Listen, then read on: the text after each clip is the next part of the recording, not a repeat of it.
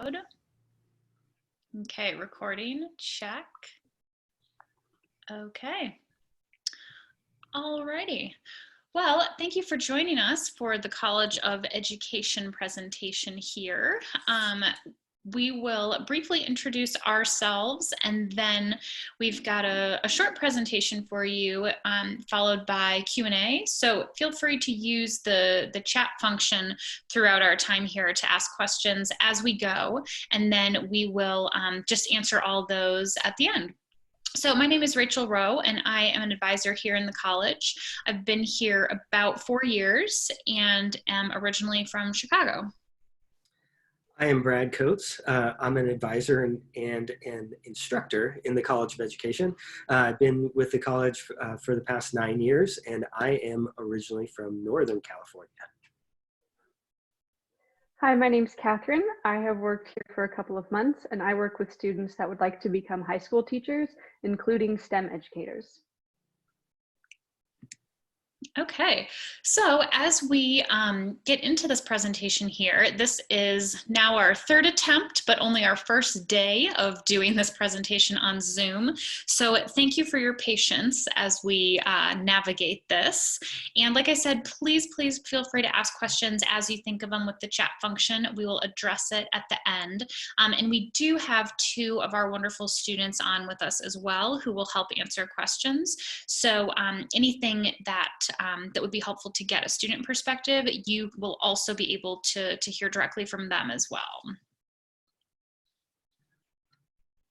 All right, so I'm going to talk about the various departments and programs within the College of Education. So within the College of Ed, we have 3 primary departments: curriculum instruction and foundational studies, early and special education, and literacy, language, and culture. And it is within these departments where the majority of our core education courses are. So within curriculum and instruction, our foundations of education, educational psychology, our exceptionality in schools in our early and special ed department, and then cultural diversity in schools in our literacy, language, and culture. We have various degree programs that lead to different types of certifications. And so this is kind of a simplified view of our main degree programs.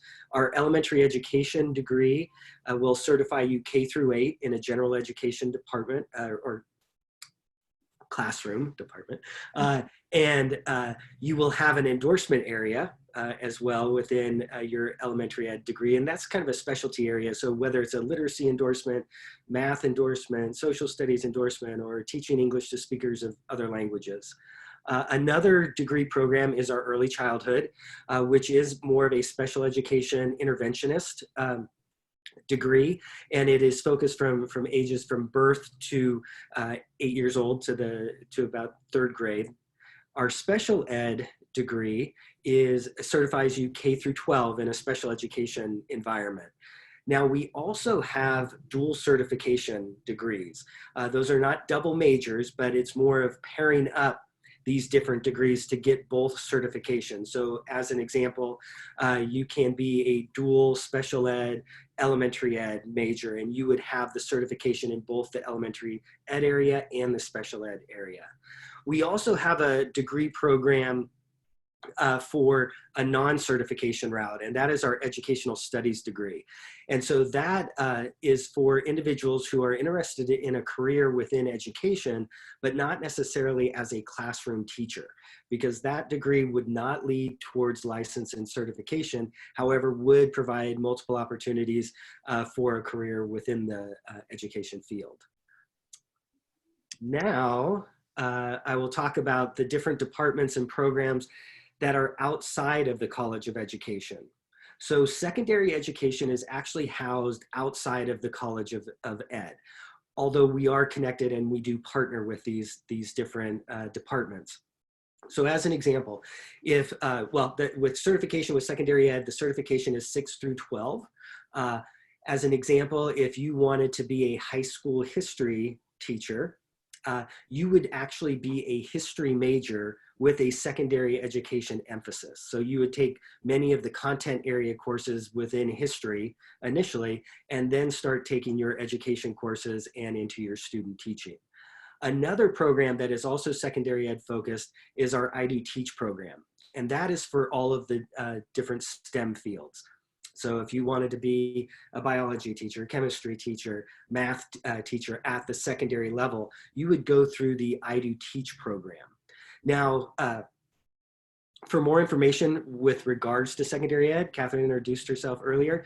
You can contact Catherine, and her information is on our College of Education advising website. Okay, so this slide looks a little busy, but basically what we wanted to show you in detail here is what exactly comprises one of our education majors. So elementary ed is our most popular major within the College of Ed.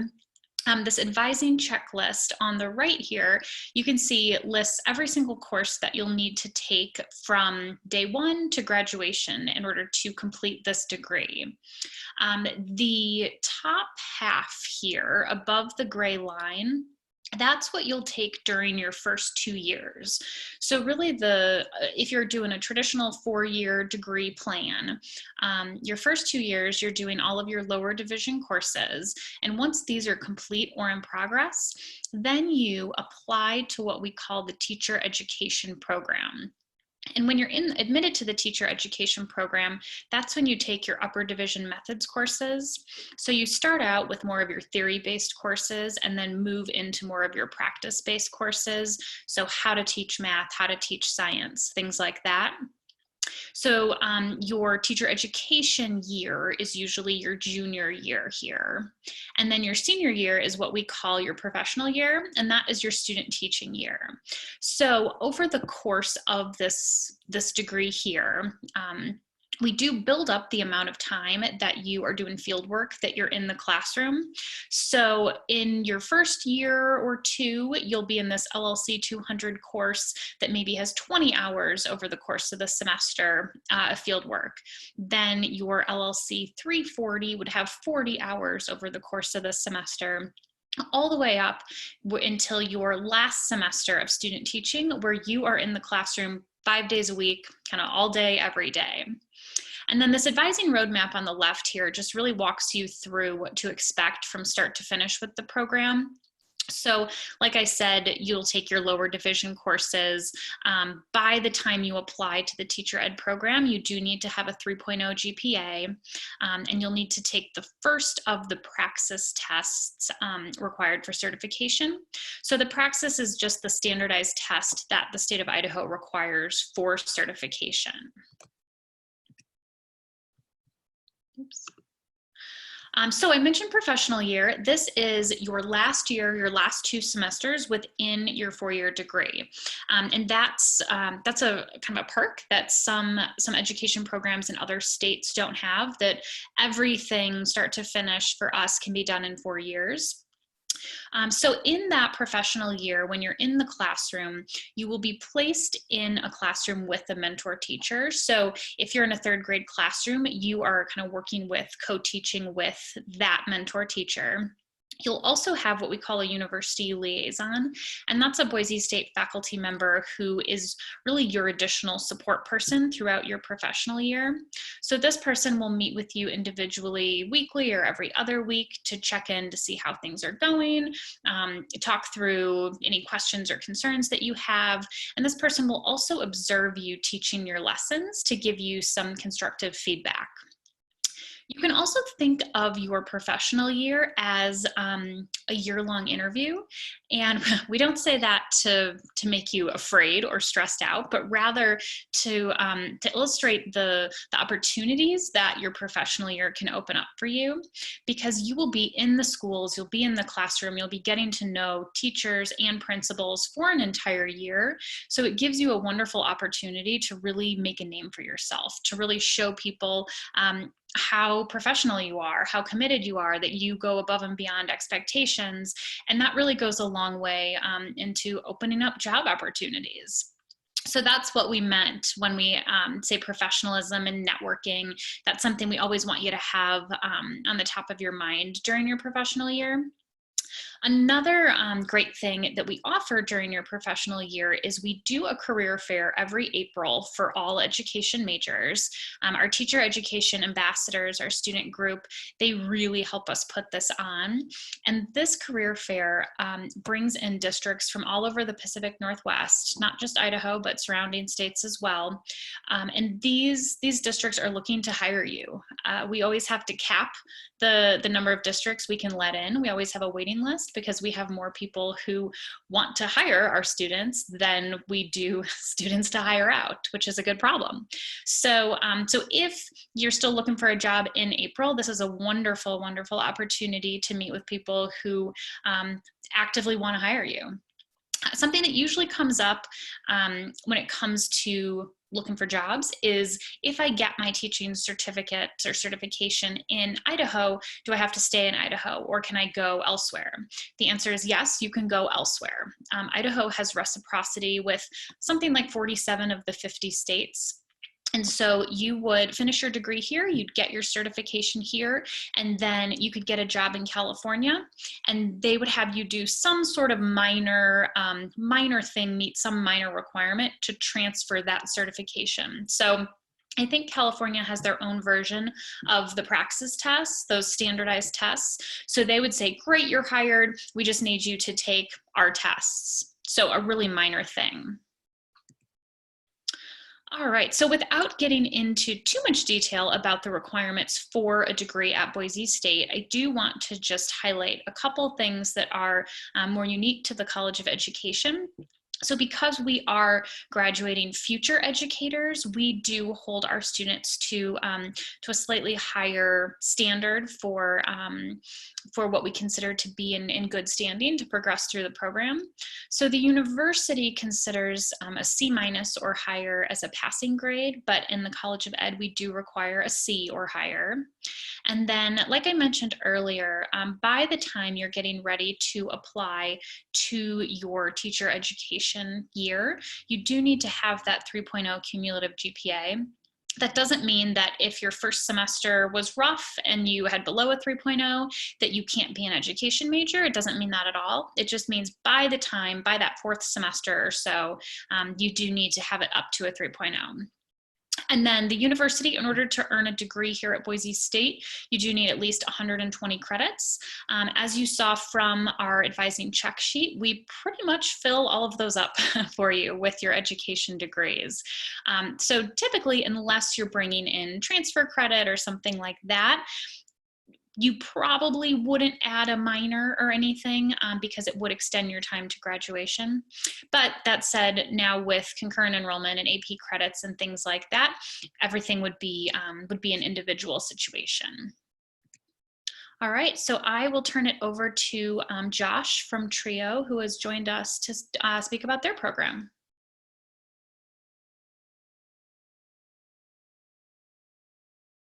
Thank you, Rachel. I appreciate it. My apologies for missing the introductions. I was having a few difficulties. But my name is Josh Barrows. I'm the Assistant Director for TRIO Teacher Prep. And if you're not familiar with TRIO programs, we are federally funded programs. Some of you might have been part of a TRIO program or heard of TRIO program at the high school level. This is the college version of TRIO.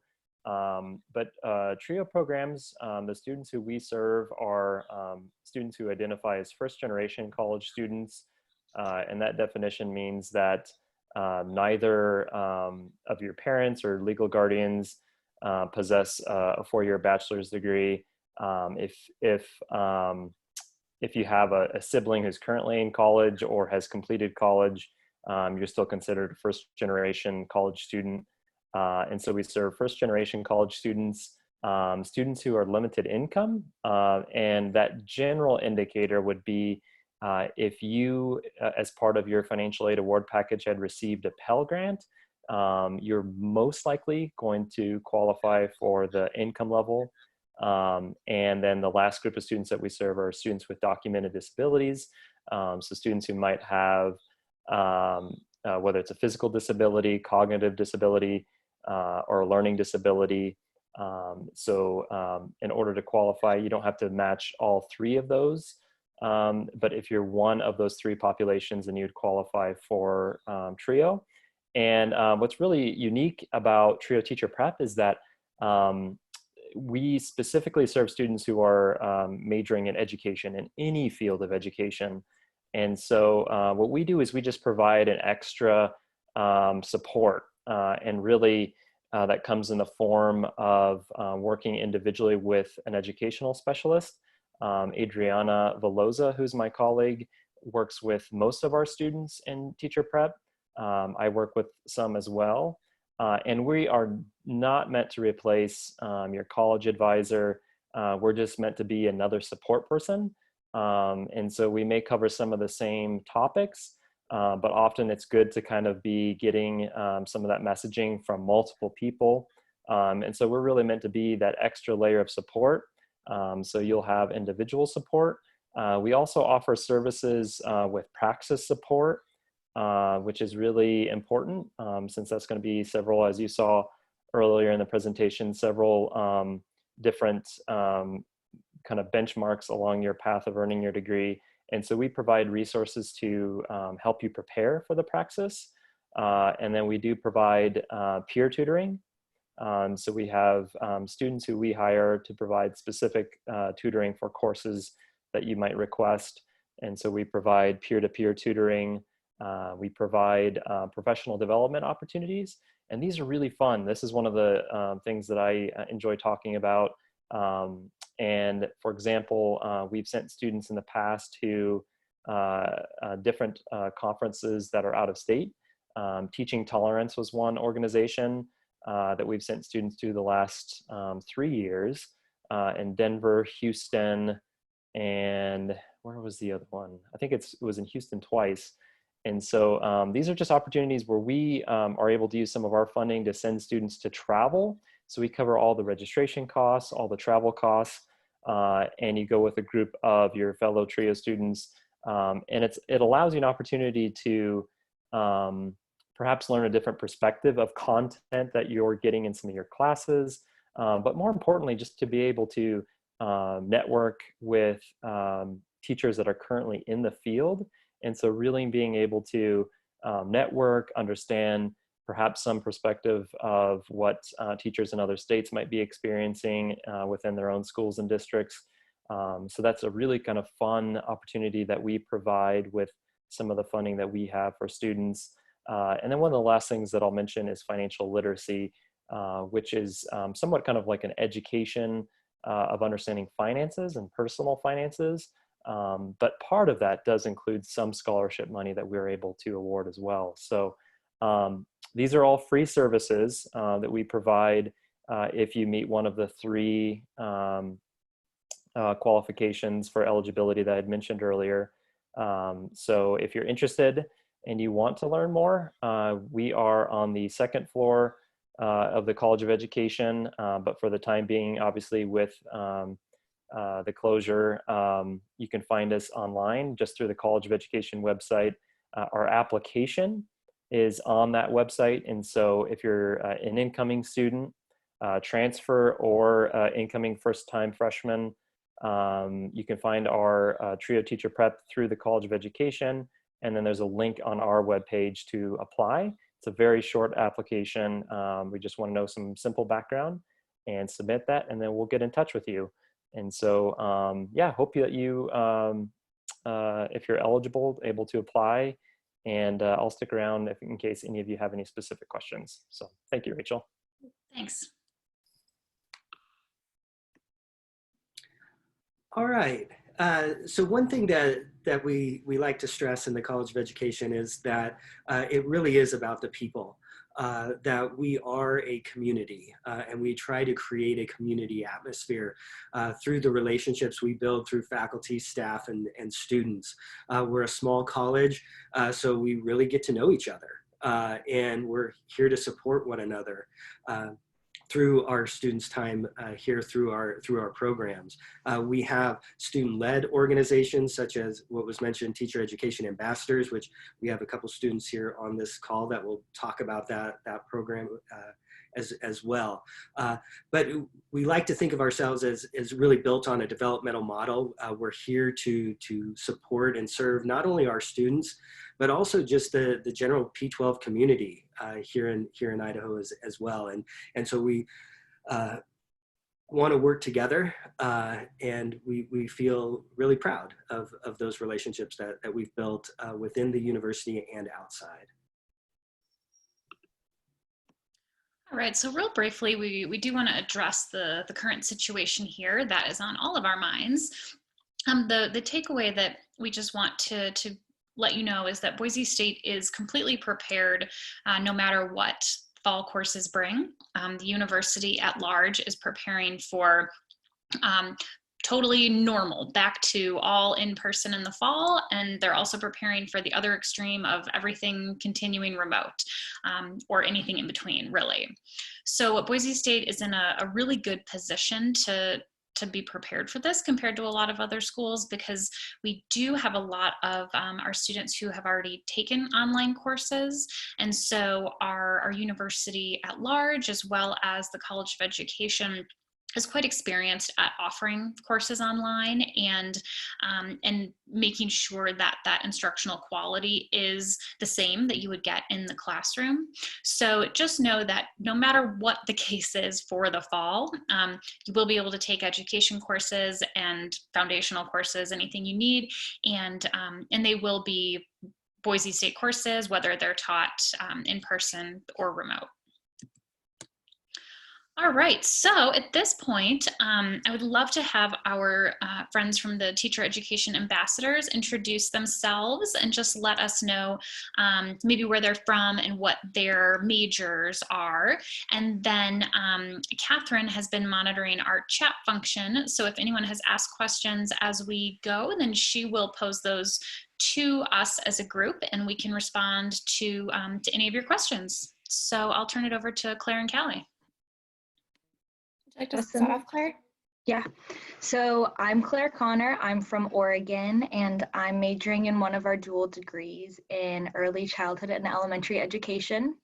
And I'm the president of the Teacher Education Ambassadors, which was mentioned before.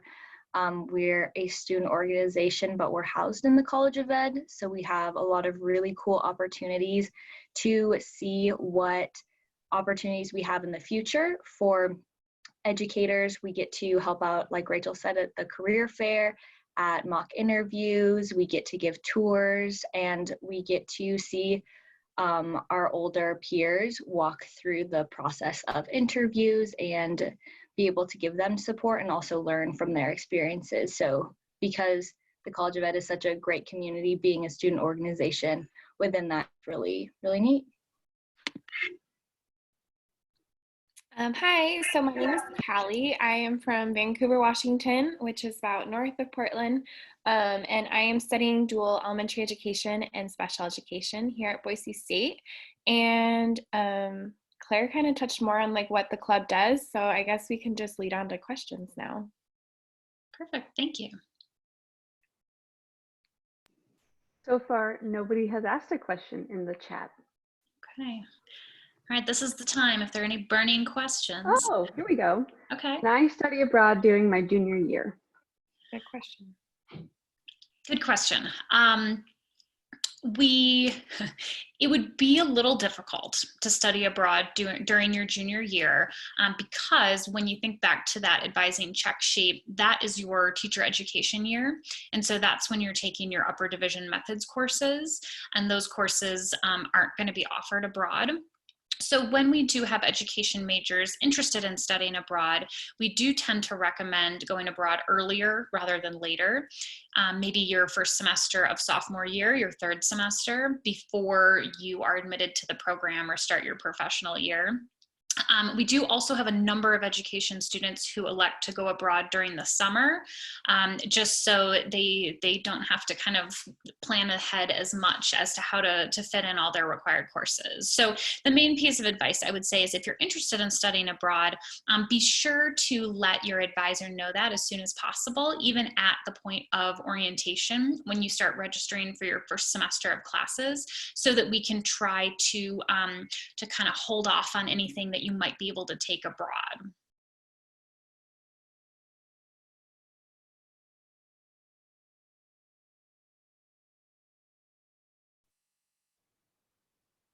She said thanks. And we'll take your quick silence as an opportunity to brag on the College of Ed. I would so highly recommend, I don't know if you're from Boise area or not, but if you're choosing between schools or between majors, even in remote learning, I've just had so much support from our professors. And because all of our faculty are really focused on creating quality educators, they themselves are quality educators. And so you don't have professors who are just going to throw an assignment at you and then go off on their way. They really care about how you're learning materials and who you are as a person, not just a student, because they understand that all of those things affect learning. So if you're looking for a place to be really supported, Boise State College of Ed definitely is that.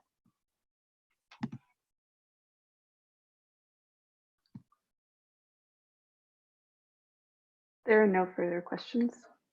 Okay, well, in that case, I am going to stop sharing my screen here and say thank you everyone for joining us. And if you do have any further questions, please feel free to reach out to any of us individually, and have a wonderful rest of your Virtual Bronco Day. Thank you Thanks, all. Rachel. Thanks all. Bye. Bye. Bye, everyone.